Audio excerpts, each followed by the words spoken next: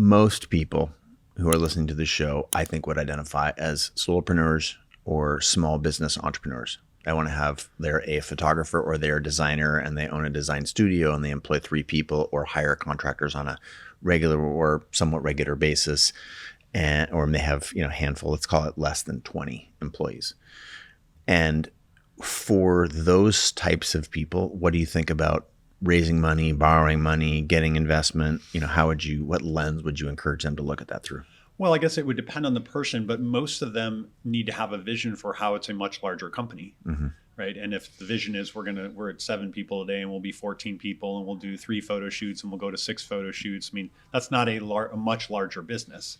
Yeah. You may need a little bit of money up front to buy more gear or do something like that. That's what banks are for. Sure. Right. That's what making a loan from your uncle is for. Got it. Right. That's the friends and family type of thing, or just working capital. But if all of a sudden that photographer says, like, I think that I can create a much larger impact in the world, a la what you did with Best Camera or Creative Live, you had a vision that was so much larger than a small business.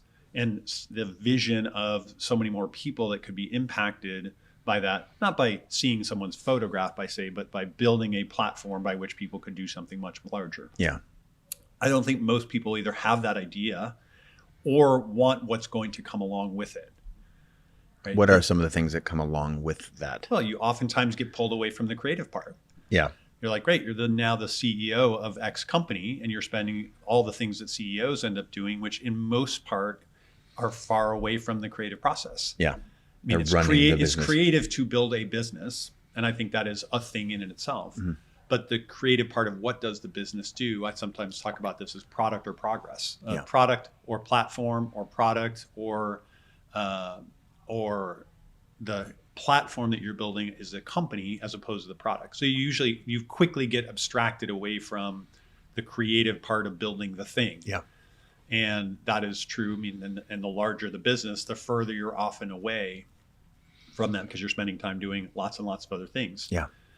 I think many great entrepreneurs have the creative spark at the beginning, and they do get energy from the building process and being close to the product. And they feel oftentimes like, ooh, now I have this bigger company or big company and I don't get to build as much as I like. And so that's one thing to consider is it's likely as the company gets larger that you get further away from the product part of the business.